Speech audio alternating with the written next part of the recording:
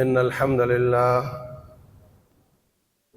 نحمده ونستعينه ونستغفره ونعوذ بالله من شرور أنفسنا ومن سيئات أعمالنا من يهده الله فلا مضل له ومن يضلل فلا هادي له وأشهد أن لا إله إلا الله وحده لا شريك له وأشهد أن محمدًا عبده ورسوله اللهم صل وسلم وبارك وأنعم على عبدك ورسولك محمد وعلى آله وصحبه أجمعين. أعوذ بالله السميع العليم من الشيطان الرجيم. يا أيها الذين آمنوا اتقوا الله حق تقاته ولا تموتن إلا وأنتم مسلمون. يا أيها الناس اتقوا ربكم الذي خلقكم من نفس واحدة وخلق منها زوجها وبث منهما رجالا كثيرا ونساء واتقوا الله الذي تساءلون به والأرحام إن الله كان عليكم رقيبا. يا أيها الذين آمنوا اتقوا الله وقولوا قولا سديدا يصلح لكم أعمالكم ويغفر لكم ذنوبكم ومن يطع الله ورسوله فقد فاز فوزا عظيما. أما بعد فإن خير الحديث كتاب الله وخير الهدي هدي محمد صلی اللہ علیہ وسلم. بہترین بات اللہ کی بات ہے اور بہترین طریقہ محمد صلی اللہ علیہ وسلم کا ہے. وشر الامور محدثاتها وكل محدثة بدعة. بدترین کام دین میں اضافہ ہے اور دین میں ہر اضافہ بدعت ہے. وكل بدعة ضلالة وكل ضلالة في النار. ہر بدعت گمراہی اور ہر گمراہ آگ میں جائے گا العیاذ باللہ. محترم بھائیوں، خطبے کے دوران کسی کے کندھے کو پھلانگ کر گزرنے والے کا خطبے کا اجر ضائع ہو جاتا ہے. تو آپ ریلیکس ہو کر بیٹھیں، میں نہیں کہتا کلوز ہو کر بیٹھیں، مگر زگ زیگ ہو کر بیٹھیں تاکہ زیادہ سے زیادہ لوگ حال میں. آپ جانتے ہیں یہاں کا ماحول ٹھنڈا ہے اور باہر گرمی ہے، تو ریلیکس رہیں. مگر خطبے میں صفوں کا خیال رکھنا ضروری نہیں ہوتا. خطبے میں صفیں خراب ہو جائیں تو پرواہ نہیں ہوتی، تو تھوڑا تھوڑا آگے ہو جائیں اور پیچھے گنجائش بڑھا دیں اور انشاءاللہ جماعت میں صفیں بن جائیں گی اور کوئی پریشانی نہیں ہوگی. آ جائیں آ جائیں آ جائیں، تھوڑی ہمت کریں، آ جائیں. آگے خالی جگہ ہوگی تو لوگوں کو مجبوراً کندھے پھلانگنا پڑیں گے اور اس میں ذمہ دار آپ ہوں گے. جس کے بھائی کے آگے خالی جگہ اٹھ کر آ جائے، اٹھ کر آ جاؤ. بچوں اٹھ کے آ جاؤ، خالی جگہ پہ آ جاؤ. پچھلے نہیں ہل رہے تو وہی بات رہ جانی، آگے خالی جگہ اور پیچھے فل. تو شخص نے دیکھنا ہے کہ آگے خالی جگہ، وہ آئے گا کندھے پھلانگتا ہوا. آ جاؤ آ جاؤ آ جاؤ آ جاؤ آ جاؤ. اعوذ باللہ من الشیطان الرجیم. ولن ترضى عنك اليهود ولا النصارى حتى تتبع ملتهم قل إن هدى الله هو الهدى ولئن اتبعت أهواءهم بعد الذي جاءك من العلم ما لك من الله من ولي ولا نصير. محترم سامعین اور سامعات، اللہ تبارک و تعالیٰ نے انسان کو آزاد پیدا کیا ہے اور انسانوں کو غلام بنا لیتے ہیں. پھر اسلام ان کو بندوں کی غلامی سے نکال کر رب کی غلامی میں واپس لے جانے کا انتظام کرتا ہے. مطلق طور پر کبھی انسان آزاد نہیں ہوا. یہ غلام ہے، مگر کس کا؟ پیدا کرنے والے کا، انسانوں کا نہیں، پیدا کرنے والوں کا غلام ہے۔ اور غلام کی اوقات یہ ہوتی ہے کہ اس کی ذات بھی مالک کی ملکیت ہوتی ہے، اس کا مال بھی مالک کی ملکیت ہوتا ہے، اور اس کی اولاد بھی مالک کی ہی ملکیت ہوتی ہے۔ جو غلام جنگ میں پکڑے جائیں ان کا یہ حال ہوتا ہے، اور جو پکڑے جانے کے بعد خریدے فروخت کیے جائیں ان کا بھی یہی حال ہوتا ہے۔ اور جو غلام رب نے بنائے ہی خود ہوں ان کا کیا حال ہوگا؟ جب انسان کو غلام بناتا ہے تو اس نے پیدا تو نہیں کیا، اس کو تو اس نے پیدا کرنے والے نے پیدا کیا ہے، تو پھر یہ کتنی اس کی گہری غلامی ہے رب ذوالجلال کے لیے۔ اور اسلام وہ واحد دین ہے جو انسان پر کم از کم قدغنیں اور پابندیاں لگاتا ہے تاکہ یہ زیادہ سے زیادہ آزادی انجوائے کرے۔ اسلام کے علاوہ جہاں بھی جاؤ گے نا، حتیٰ کہ کمیونزم ہے بھی، دین ہے ہی کوئی نہیں، مرضی کرو اپنی، ایتھزم ہے، رب ہے ہی نہیں، نعوذ باللہ، من مانیاں کرو، میں ثابت کر سکتا ہوں کہ وہ سارے کے سارے زیادہ جکڑن میں ہیں، زیادہ خودکشیاں کرتے ہیں، زیادہ ہائپر ٹینشن میں ہوتے ہیں، اور سب سے زیادہ اگر آزادی انجوائے کرتا ہے تو وہ شخص کرتا ہے جو ایک رب ذوالجلال کا غلام ہے۔ اللہ تعالیٰ فرماتے ہیں یسألونک عن الخمر والمیسر، آپ سے پوچھتے ہیں جوئے اور شراب کے بارے میں۔ اس کا آسان سا جواب ہے حرام ہے، چھوٹا سا جملہ ہے، حرام ہے۔ لیکن اللہ تبارک و تعالیٰ نے اس کا جواب لمبا دیا ہے، بلکہ جواب دیا ہی نہیں، اصول بیان کیا ہے۔ فرمایا فیہما اثم کبیر ومنافع للناس، جوئے اور شراب میں لوگوں کے لیے فائدے ہیں اور بہت بڑا گناہ ہے۔ روٹین یہ ہے کہ فائدے کا جوڑا بنتا ہے نقصان سے، اور گناہ کا جوڑا بنتا ہے ثواب سے، ایسے ہی ہے نا، گناہ ثواب فائدہ نقصان۔ لیکن کیا سچی ستھری سنہری ترتیب ہے کہ فرمایا فیہما اثم کبیر ومنافع للناس، جوئے اور شراب میں بہت بڑا گناہ ہے اور لوگوں کے لیے فائدے ہیں۔ یا تو اللہ یوں فرماتے بہت بڑا گناہ ہے اور بہت بڑے ثواب ہیں، یا فرماتے بہت بڑا نقصان ہے اور بہت بڑے فائدے ہیں۔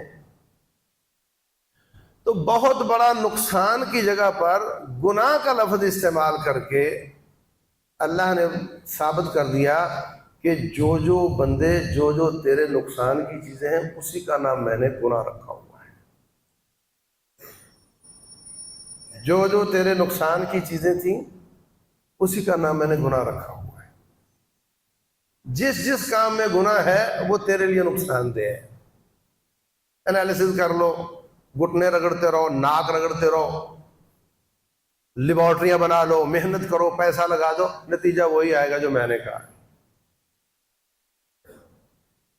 اگر ساری زمین لیبارٹری بن جائے نا اور ساری اس کی دولتیں اس پہ خرچ کر دی جائیں اور سارے انسان اس کے مزدور، ملازم اور ریسرچر بن جائیں، اور موضوع یہ ہو کہ کیا انسان کے لیے اچھا اور کیا انسان کے لیے برا ہے، رب کعبہ کی قسم ہے قیامت تک کا وقت ہو تو وہ ان نتائج تک نہیں پہنچ سکتے جو اللہ تعالیٰ نے اسلام کی شکل میں، سنت اور قرآن کی شکل میں ہمیں مفت میں عطا فرمایا ہے۔ لوگ کر رہے ہیں، ریسرچ پیپر لکھتے ہیں، مغزماری کرتے ہیں، آخر میں پتہ چلتا ہے یہ تو قرآن میں پہلے سے موجود ہے، یہ تو حدیث پہلے سے بتا رہی ہے۔ نہیں پہنچ سکتے۔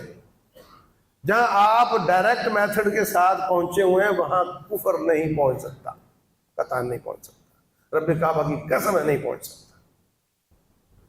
فرمایا ان دونوں میں بہت بڑا نقصان، بہت بڑا گناہ اور فائدے ہیں۔ جوئے میں فائدے ہیں، شراب میں فائدے ہیں قرآن کہتا ہے، مگر بہت بڑا نقصان ہے۔ وَإِثْمُهُمَا أَكْبَرُ مِن نَفْعِهِمَا، جب ہم نے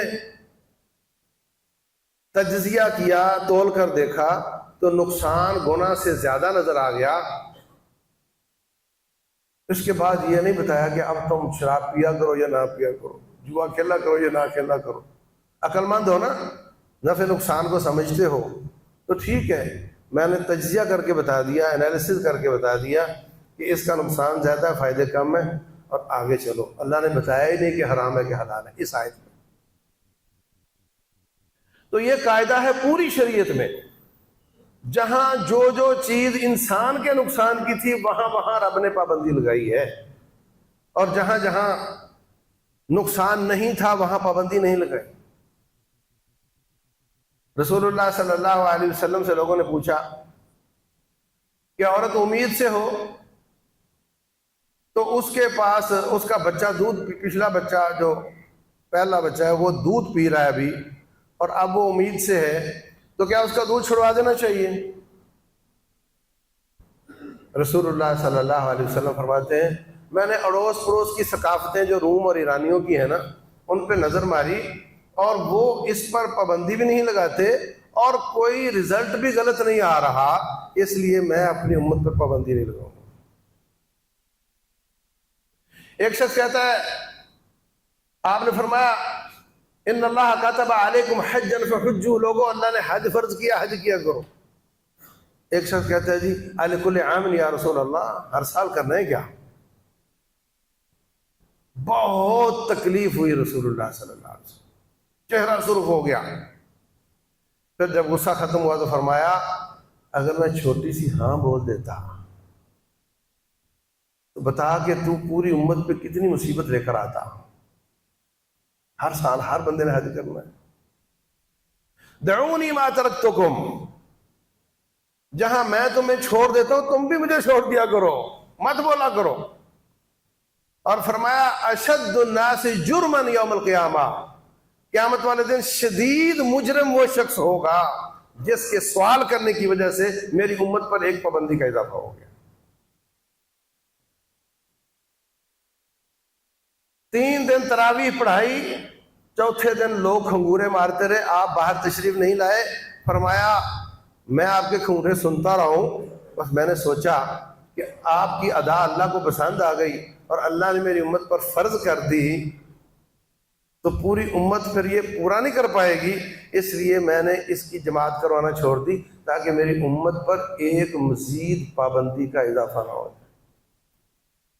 چکر لگا کر کے 50 نمازوں کو 5 کروایا۔ یضع عنہم اسرہم والاغلال التي كانت علیہم، میرے مصطفیٰ علیہ الصلوۃ والسلام کا ترہ امتیاز یہ ہے کہ وہ لوگوں کے پاؤں کی زنجیریں اور گلے کے تاؤ کاٹ کاٹ کر ان کو آزادیاں دیتے، ان کو آزادیاں دیتے ہیں۔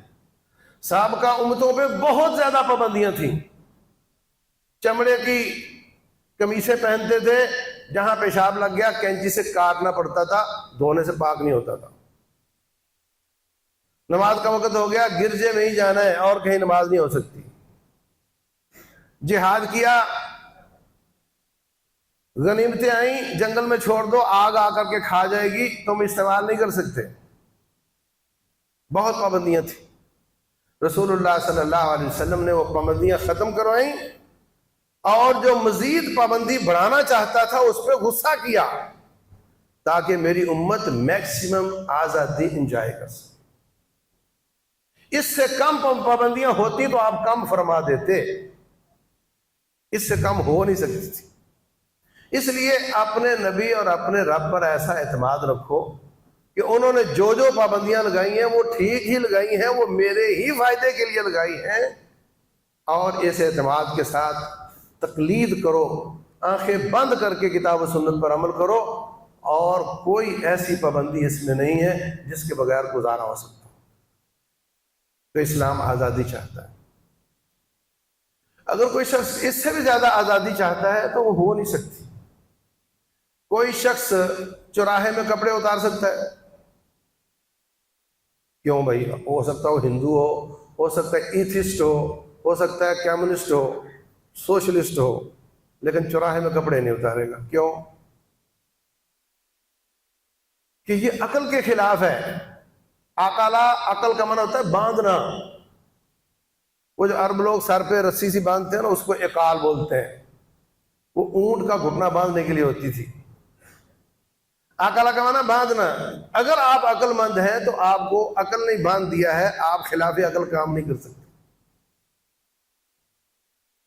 یورپ کے معاشرے میں بھی اگر کوئی بے لباس پھرے تو فوراً پولیس اس کو پکڑ لیتی ہے. وجہ کیا ہے؟ وجہ یہ کہ عقل کے خلاف ہے. عقل انسان کو آزاد نہیں چھوڑتی. ہاں، جس کا بھیجا خراب ہو وہ اتار سکتا ہے، وہ آزاد ہے. اگر آپ بالکل آزاد ہونا چاہتے ہیں تو پھر وہ دماغ کا علاج کروا لو، اس طرح ہو جاؤ تو آپ آزاد ہو سکتے ہو جس کا دماغ خراب ہے. اور اگر آپ دماغ ٹھیک رکھنا چاہتے ہیں، دل ٹھیک رکھنا چاہتے ہیں تو پھر آپ آزاد نہیں ہو. کم از کم آپ عقل کے خلاف کام تو نہیں کرو گے نا. اور عقل جو ہے یہ آنکھ ہے، اور آسمان کی وحی یہ نور ہے. جب عقل غور کرتی ہے آسمان کی وحی میں تو پھر انسان کو نظر آتا ہے. کیونکہ آنکھ کے بغیر بھی نظر نہیں آتا، روشنی کے بغیر بھی نظر نہیں آتا. تو جب عقل، سوچ، سمجھ، فہم، فقہ اور آسمان کی وحی دونوں جمع ہو جاتے ہیں تو اس کا نام مسلمان ہے. مبارک ہو آپ کو مسلمان ہو. یہ نعمت بے شمار دنیا کو میسر نہیں ہے. تو انسان اسلام پہلے دن سے ہی اس کی بنیاد ہی اس بات پر ہے کہ ٹھیک ہے فرعون کی تہذیب بہت پرانی ہوگی، یونان کی تہذیب، ارسطو، سقراط، بقراط کی تہذیب بہت پرانی ہوگی، مگر ہم نے ان کی پیروی نہیں کرنی، ہم آزاد ہیں. اللہ تبارک و تعالی فرماتے ہیں وَلَن تَرْضَىٰ عَنْكَ الْيَهُودُ وَلَا النَّصَارَىٰ حَتَّىٰ تَتَّبِعَ مِلَّتَهُمْ. یہودی اور عیسائی آپ پر کبھی خوش نہیں ہو سکتے یہاں تک کہ آپ ان کی پیروی کریں، ان کی تقلید کریں، آزادی پہ قدغن لگائیں، فکری اعتبار سے ان کے غلام بنیں تو وہ آپ کے راضی ہوں گے. آپ 10% اسلام چھوڑ دیں راضی نہیں ہوں گے، 20 چھوڑ دیں نہیں ہوں گے، 50 چھوڑ دیں نہیں ہوں گے، 90% اسلام چھوڑ کر ان کی پیروی شروع کر دیں نہیں راضی ہوں گے، 99 پر بھی راضی نہیں ہوں گے. حتی تتبع ملتہم، اے نبی جب تک آپ مکمل طور پر رب کا دین چھوڑ کر ان کے پیچھے نہیں لگ جاتے یہ آپ پر راضی نہیں ہوں گے. وَلَئِنِ اتَّبَعْتَ أَهْوَاءَهُمْ بعد الذي جاءك من العلم، میری طرف سے ارشادات آ جانے کے بعد اے نبی محمد صلی اللہ علیہ وسلم آپ نے اگر ان کی خواہشات کی پیروی کی، ان کی تقلید کی، فکری طور پہ ان کی غلامی میں آ گئے، ما لک من اللہ من ولی، نہ میں تیرا دوست، ولا نصیر، نہ میں تیرا مددگار. کتنی بڑی دھمکی. اور سب سے بڑی غلامی فکری غلامی ہوتی ہے، سب سے بڑی غلامی سوچ کی غلامی ہوتی ہے. اسلام نے متعدد آیات میں ان کی خواہشات کی پیروی کرنے سے منع کیا ہے. اسلام میں وحی ہوتی ہے، جب وحی نہ ہو تو دل کی مانی جاتی ہے، اور دل کی ماننا خواہشات ہوتی ہیں. اس لیے ان کی بات کو ماننے کو خواہشات کی پیروی کہا گیا. ان کی خواہشات کی پیروی نہیں کرنی، ان کے پاس تو دین ہے نہیں، وہ اپنے من کی مانتے ہیں. افرأیت من اتخذ الہہ ہواہ واضلہ اللہ علی علم. اے نبی آپ جانتے ہیں، آپ نے وہ بندہ دیکھا ہے جس نے اپنی خواہشات کو اپنا رب بنا دیا، دل کی مانتا ہے، اپنے دل کی مانتا ہے. آپ کا بچہ اگر اپنے دل کی مانے تو برداشت ہے آپ کو. 5 سال کا بچہ ہے، دل کی مانتا ہے، جو دل میں آئے کرتا ہے، آپ کی نہیں سنتا. بیٹے تم چھوٹے ہو سائیکل مت چلاؤ گر جاؤ گے، نہیں مانتا. چلاتا ہے تو گر جاتا ہے، ٹانگ ٹوٹ جاتی ہے، بستر پہ آ جاتا ہے. آپ کا بچہ 5 سال کا، آپ 50 سال کے، آپ 45 سال کے، 40 سال کا فرق ہوا، دونوں مخلوق ہونا، بس آپ 40 سال پہلے پیدا ہو گئے، اور آپ سمجھتے ہیں کہ نہیں میرے بچے کو میری بات ماننی چاہیے، اس کی عقل چھوٹی ہے، وہ ابھی بچہ ہے۔ کیا ریشو ہے، کیا نسبت ہے تیری اور تیرے بچے کی، اور کیا نسبت ہے تیری اور تیرے رب کی؟ تو چاہتا ہے کہ میرا بچہ میری مانے گا تو ٹھیک رہے گا، بیٹے رات لیٹ نہیں ہونا، جلدی آ جا کرو، بیٹے بغیر برف کا گولا کھاؤ گے تو گلا خراب ہوگا، مت کھاؤ، بیٹے چنگم کپڑوں کو لگ جاتی ہے، دوپہر میں دھوپ میں مت پھرو، پابندیاں لگاتے ہو نا۔ جو بچہ آپ کی پابندیاں مانتا ہے وہ ٹھیک رہتا ہے، اور جو آپ کی باتیں نہیں مانتا وہ بیمار ہو جاتا ہے یا ٹانگ تڑوا لیتا ہے۔ تو آپ بتائیں کہ آپ کی اور بچے کی کیا ریشو ہے، اور آپ کی اور آپ کے رب کی کیا ریشو ہے؟ جب وہ فرمائے کہ یہ نہیں کرو وہ نہیں کرو تو سمجھتا ہے کہ نہیں پرواہ نہیں کرنی چاہیے، اور جب تو کہتا ہے بچے کو، اور تو کہتا ہے میرے بچے کو میری بات ماننی چاہیے۔ ڈاکٹر، جب آپ اللہ کی نہیں مانو گے، شراب پیو گے، جوا کھیلو گے تو نتیجے میں بیمار ہو گے، ٹینشن آئے گی، پیسہ کیا ٹینشن آ گئی، بیمار ہو گیا، ڈاکٹر نے کہہ دیا آئندہ یہ نہیں کرنا وہ نہیں کرنا وہ نہیں کرنا، اب ٹھیک ہو، پابندیاں ہی لگی نا، مگر ڈاکٹر کی لگی، وہ تھی تیرے رب کی پابندی۔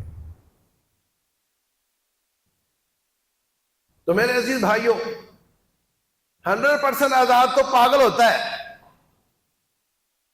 عقل درست ہو تو انسان 100% آزاد نہیں ہو سکتا، اور عقل کے ساتھ وہی شامل ہو جائے تو بالکل مناسب سی پابندیاں آتی ہیں انسان پر جو اس کے لیے نیسیسری اور ضروری ہیں، اور اگر اس کو کوئی نہ مانے تو پھر بڑھتی ہی چلی جاتی ہیں، پابندیاں بڑھتی ہی چلی جاتی ہیں، کبھی ڈاکٹر کی طرف سے، کبھی پولیس کی سلاخوں کے پیچھے، اور کبھی کوئی اور، کبھی کچھ اور۔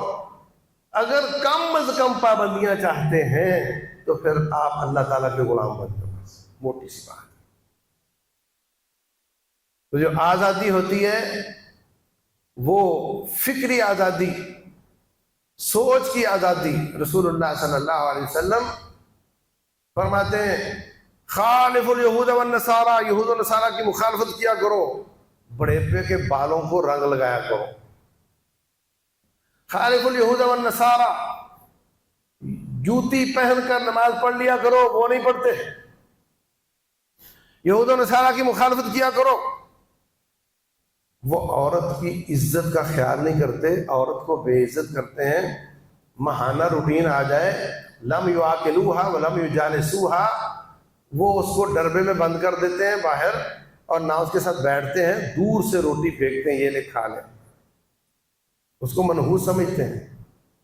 بالکل ایسا نہیں، عورت انسان ہے، اس کو عزت دو، اس کے ساتھ کوئی امتیازی برتاؤ ان دنوں میں نہ کرو، سوائے ایک پابندی کے کہ شوہر اس کے پاس نہیں جا سکتا، باقی اکٹھے بیٹھو، کھاؤ، لیٹو، کوئی اور پابندی نہیں، کوئی اور امتیازی سلوک نہیں۔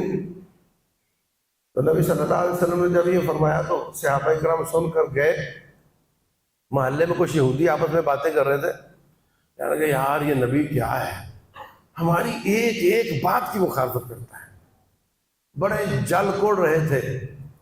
اسے ابھی واپس آ کر کہتے ہیں حضرت بڑا مزہ آیا، آپ نے یہ فرمایا نا، تو یہودی بڑے جل کوڑ رہے ہیں، یہ نبی ہماری ہر بات کی مخالفت کرتا ہے۔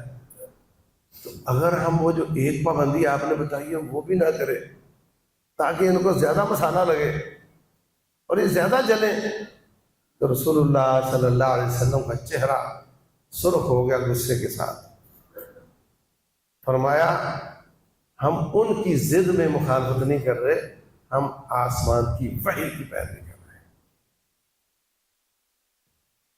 ان کی مخالفت ہو، ان کی موافقت ہو، ہمیں غرض نہیں، آسمان سے پیغام آتا ہے، ہم اس پر عمل کرتے ہیں. کسی قوم کی ضد میں آ کر، ریاکشن میں آ کر ہم نے کوئی کام نہیں کرنا. ہم نے وحی کی پیروی کرنی ہے جو آسمان سے آتی. تو میرے عزیز بھائیوں، فکری طور پر اسلام نے اپنے ماننے والوں کو آزاد کیا ہے، لیکن ہم نے اس پر ایسی ایسی غلامیاں نافذ کی ہوئی ہیں.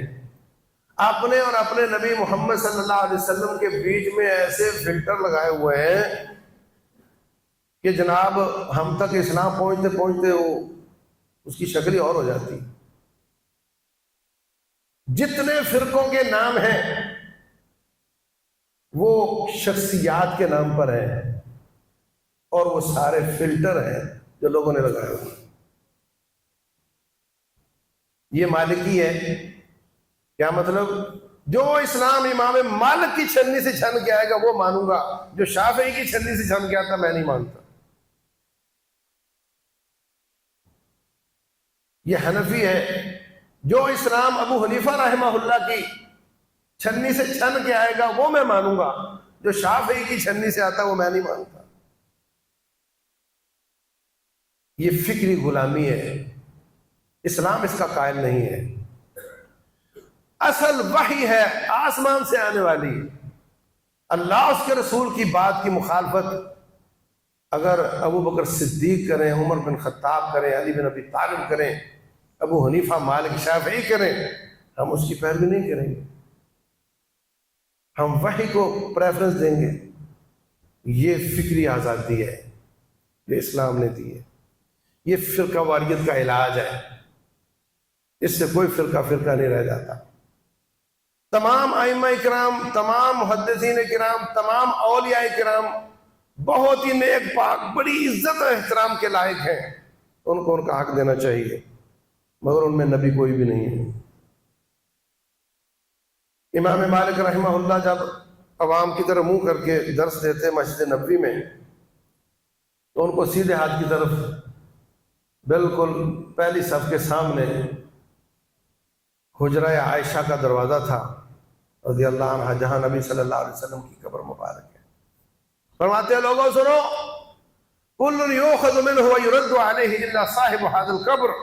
ہر شخص کی بات میرٹ پر ہو لی جا سکتی ہے، نہ ہو رد کی جا سکتی ہے، لیکن یہ قبر والی ذات ایسی ہے ان کی ہر بات لی جا سکتی ہے، کوئی بات بھی رد نہیں کی جا سکتی. یہ فکری آزادی ہے اسلام کی. ایک ہوتی ہے سیاسی آزادی جو پاکستان بنا کر ہم نے حاصل کی، ایک ہوتی ہے فکری آزادی جو آج تک حاصل نہیں کر سکے، ایک ہوتی ہے معیشت کی آزادی. اب ہم گلے سے تو کٹوا بیٹھے، پاؤں کی زنجیر نہیں کٹوا سکے.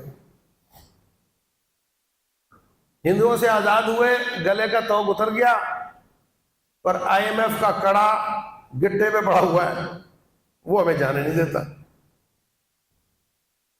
وہ نہیں کٹوا سکے. اور اب تو بات عیاں ہو گئی، پہلے سوشل میڈیا نہیں ہوتا تھا، اب تو صاحب کہتے ہیں ہم اپنی قوم کو ریلیف دینا چاہتے ہیں پر IMF والے نہیں مانتے. معیشت کی آزادی کیسے حاصل کی رسول اللہ صلی اللہ علیہ وسلم؟ یاد رکھو، معیشت کفر اسلام کا مسئلہ ہے، یہ چھوٹا مسئلہ نہیں ہے. اللہ تبارک و تعالی فرماتے ہیں سورہ زخرف کی وہ آیت جس میں زخرف کا لفظ ہے، اللہ فرماتے ہیں وَلَوْلَا أَن يَكُونَ النَّاسُ أُمَّةً وَاحِدَةً. اگر ساری کائنات کے ایک امت ہو جانے کا خطرہ نہ ہوتا، ایک امت ہونے کا مطلب کفر پر جمع ہونا، اگر اس بات کا ڈر نہ ہوتا کہ ساری کائنات کافر ہو جائے گی، کوئی بھی مسلمان نہیں رہے گا، لَجَعَلْنَا لِمَن يَكْفُرُ بِالرَّحْمَنِ لِبُيُوتِهِمْ سُقُفًا مِّن فِضَّةٍ وَمَعَارِجَ عَلَيْهَا يَظْهَرُونَ وَلِبُيُوتِهِمْ أَبْوَابًا وَسُرُرًا عَلَيْهَا يَتَّكِئُونَ وَزُخْرُفًا. فرمایا جتنا کوئی رب کا انکار کرنے والا، کفر کرنے والا، شرک کرنے والا، اللہ کو برا کہنے والا ہو، اتنا ہی اس کو مال زیادہ دیتے، اتنا مال زیادہ دیتے، اتنا زیادہ دیتے کہ وہ اپنا گھر بنانے کے لیے، بنگلو کوٹھی بنانے کے لیے جب شٹرنگ کرتا تو اوپر سونا پگھلا کے ڈالتا۔ اس کے دروازے چاندی کے ہوتے، اس کے پلنگ سونے کے ہوتے۔ میں نے یہ کیوں نہیں کیا؟ اگر میں ایسا کرتا تو ساری دنیا اسی کو قابل تقلید سمجھتی کہ اس نے جو کیا ہے وہی کرنا چاہیے، اس سے مال بہت آتا ہے، اس نے تو کفر کیا ہے، تو سارے ہی کفر میں آ جاتے۔ اگر تمہارے ایمان پہ مجھے ترس نہ آتا ہوتا تو میں ان کو اتنا مال دیتا کہ ان کے گھر سونے چاندی کے ہو جاتے۔ اس کا مطلب یہ ہوا کہ اسلام اس بات کی طرف اشارہ کرتا ہے کہ مال بہت زیادہ کفر کی طرف لے جاتا ہے۔ اب آپ دیکھتے نہیں کہ جتنے غریب لوگ ہیں ان میں دین زیادہ ہے؟ اگر آپ نہیں دیکھتے تو میں دکھا دیتا ہوں۔ رسول اللہ صلی اللہ علیہ وسلم فرماتے ہیں، میں نے معراج کی رات جنت اور جہنم دیکھی، فَإِذَا أَكْثَرُ أَهْلِهَا الْفُقَرَاء، جنت میں تعداد کثرت سے فقیروں کی تھی۔ اور جب ہرقل نے پوچھا کہ اس نبی پر کی پیروی کرنے والے پیسے والے ہیں یا غریب ہیں، تو کہا غریب ہیں۔ پیسہ دین کی طرف نہیں آنے دیتا، بڑھتا جائے تو دین سے دور کرتا چلا جاتا ہے۔ شاذ مثالیں ہوتی ہیں کہ پیسے کے باوجود انسان دین پر ہو۔ میں کہنا چاہ رہا ہوں کہ زیادہ پیسہ اور اتنا بے انتہا کہ اس کا گھر سونے چاندی کا ہو جائے، یہ کفر کی طرف جاتا ہے۔ اس کا مطلب یہ ہوا کہ پیسے سے کفر کروایا جا سکتا ہے۔ افریقہ میں، انڈونیشیا میں، بے شمار دنیا کو پیسہ دے کر کے قادیانی اور پیسہ دے کر کے عیسائی بنایا گیا۔ پیسے سے لوگوں کا ایمان چھین لیا جاتا ہے۔ پیسے کی وجہ سے ایٹمی ملک کو غلام بنایا جا سکتا ہے، ایٹمی ملک کو غلام بنایا جا سکتا ہے۔ جنرل حمید گل صاحب کہتے تھے ان کا پلان یہ ہے کہ ایسی جکڑن ہو معیشت کے حساب سے کہ یہ پیسے کو ترسے، پھر ہم ان سے کہیں کہ پیسہ لے لو اور ایٹمی پلانٹ ہمیں دے دو۔ تو میرے عزیز بھائیوں، معیشت کی جکڑن، معیشت کی غلامی، یہ صرف حکومتی سطح پر کہ I M F, World Bank اور دوسرے تیسروں سے قرض لے کر موٹر وے بنا دو، پلیں بنا دو، اور ان کی جو لازمی ضروریات ہے، پینے کا پانی، ادویات، تعلیم، اس پر خرچ کرنے کی بجائے وہ چیزیں کرو جو نظر آتی ہوں تاکہ ووٹ ملے۔ یہ ہمارے ساتھ ہو رہا ہے۔ یہ ان کی غلامی کے طوق ہیں جو ہمارے گلے میں ڈالے جا رہے ہیں۔ اور ان کا صرف قصور نہیں ہے، یہ قصور زیادہ ہمارا ہے، اس لیے کہ ہم بھی اسی کی طرف جاتے ہیں جس کا پل نظر آتا ہے، جس کا موٹر وے نظر آتا ہے۔ اگر ہم یہ معیار نہ بنائیں تو وہ یہ کام نہ کریں، کیونکہ اگر ووٹ ہی نہیں ملنا اس کام سے وہ کیوں کریں گے؟ بیسک قصور ہمارا اپنا ہے۔ نمبر 2، جس طرح کی مجبوریاں ان کی ہیں کہ انہوں نے ملکی لیول پر سود پہ قرضے پکڑے ہوئے ہیں اور وہ ان کے غلام بنے ہوئے ہیں، اسی طرح ہمارا معاشرہ بھی انڈیویجولی بھی اور جماعتوں کے، برادریوں کے، فیکٹریوں کے، ملوں کے حساب سے بھی انہوں نے بھی سود پہ پیسے پکڑے ہوئے ہیں، اور یہ بھی انگ انگ ان کا غلام بنا ہوا ہے۔ لوگ پوچھتے ہیں کہ غزہ میں کیا ہوا، پاکستان نے کچھ نہ کیا۔ اس کی وجہ یہی ہے، آپ کے اوپر کروڑ روپے کا بینک کا قرض ہو اور آپ کہیں میں تو غزہ جا رہا ہوں جہاد کرنے، جانے دیں گے وہ آپ کو؟ جو آپ کی فرد کی کیفیت ہے وہی ان کے ملک کی کیفیت ہے، اور یہ بدترین غلامی ہے معیشت کے حساب سے۔ اور اس کے حل کا راستہ کیا ہے؟ بہت آسان ہے۔ بہت آسان ہے، بڑھ نہیں مار رہا، یقین سے اور علی وجہ البصیرت کہہ رہا ہوں، بڑا آسان ہے۔ ہر شخص اپنے اخراجات کو کنٹرول کرے، تھوڑے پہ گزارا کرنا سیکھے، امپورٹ کم ہوگی، فضول کام فضول چیزیں نہ خریدیں، ایکسپورٹ بڑھے گی، انفلیشن کم ہوگی۔ ایک تو یہ بھی کرنا چاہیے۔ اور جہاں تک حکومتی قرضوں کا مسئلہ ہے،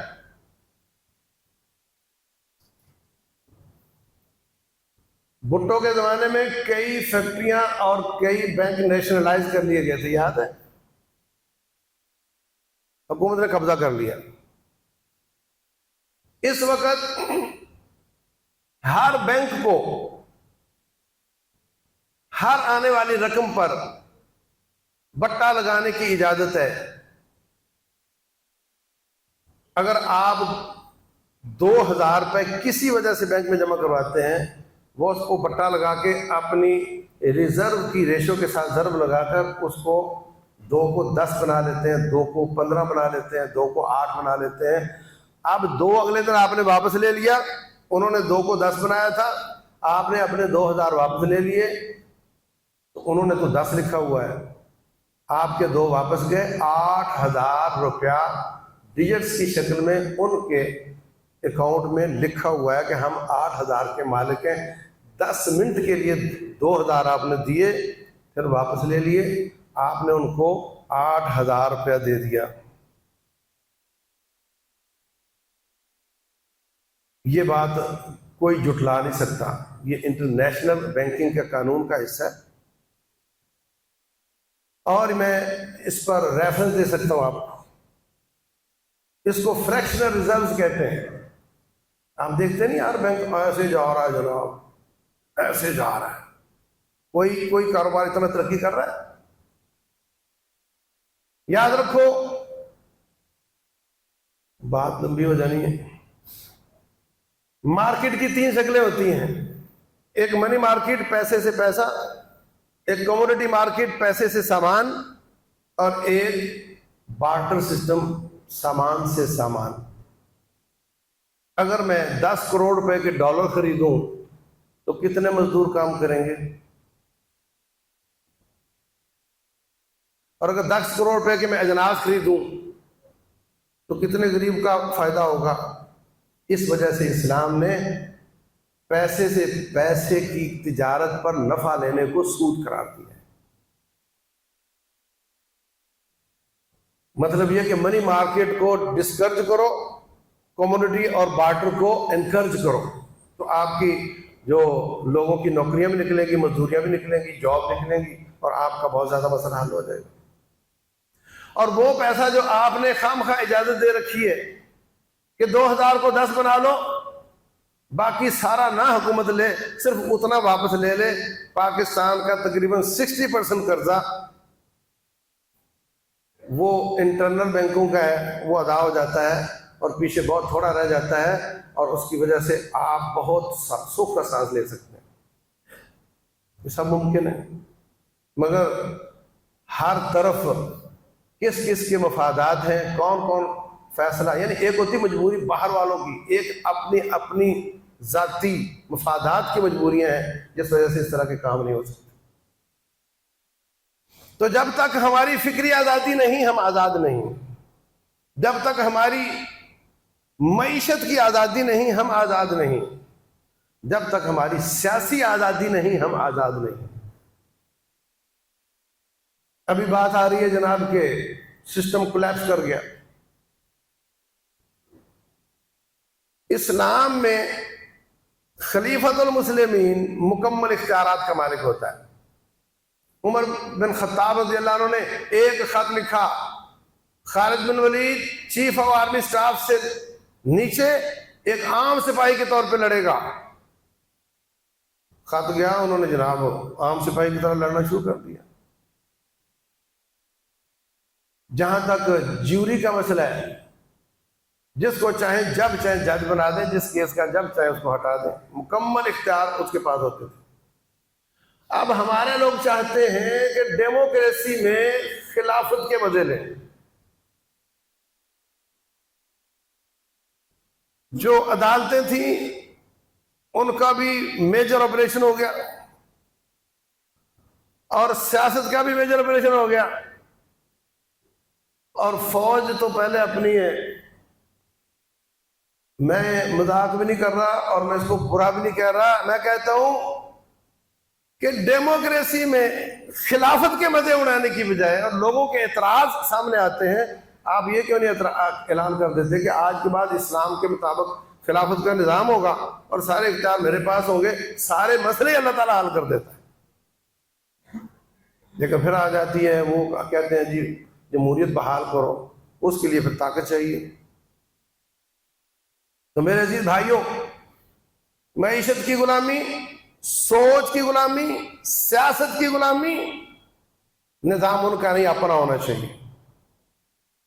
اور آخر میں پھر جو قوت کے حساب سے کافی حد تک پاکستان اچیومنٹ کر چکا ہے، کافی حد تک غلامیوں سے نکل چکا ہے.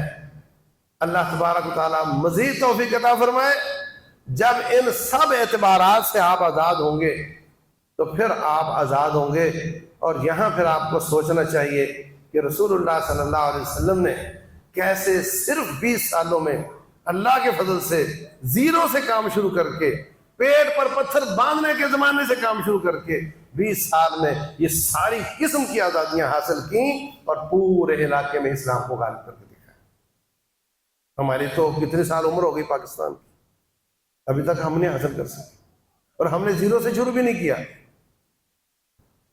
اکیلے تھے، وہاں سے شروع کیا اور 20 سال میں اللہ کے فضل سے ہر قسم کی آزادیاں حاصل کر کے پورے علاقے کی امت کو انسانوں کی غلامیوں سے نکال کر کے رب ذوالجلال کا غلام بنا کر کے دنیا سے گئے.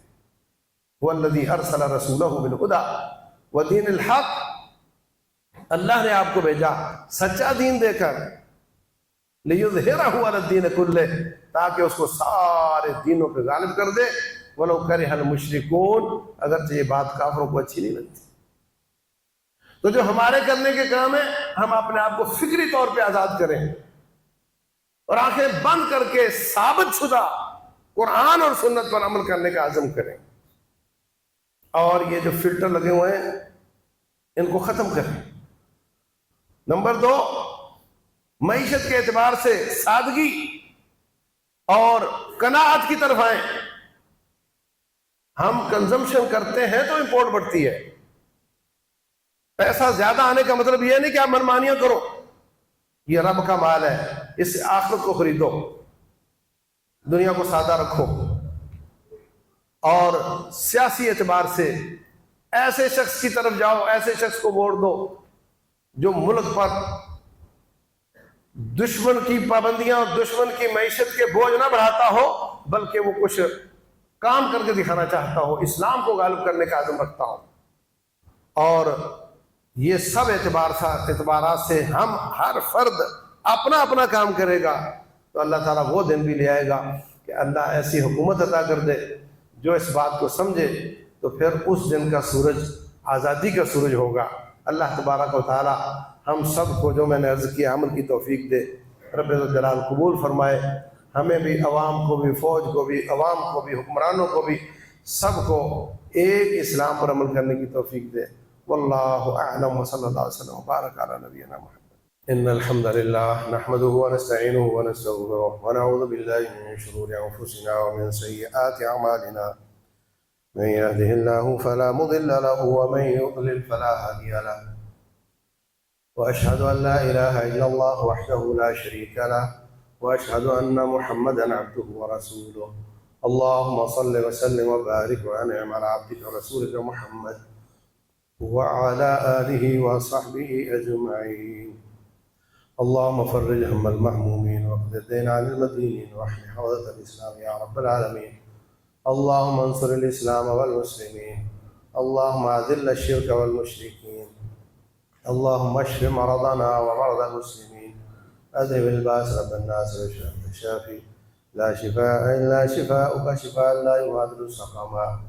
سبحان ربك رب العزة عما يصفون वसलामुन अलल मुरसलीन वल्हम्दुलिल्लाहि रब्बिल आलमीन।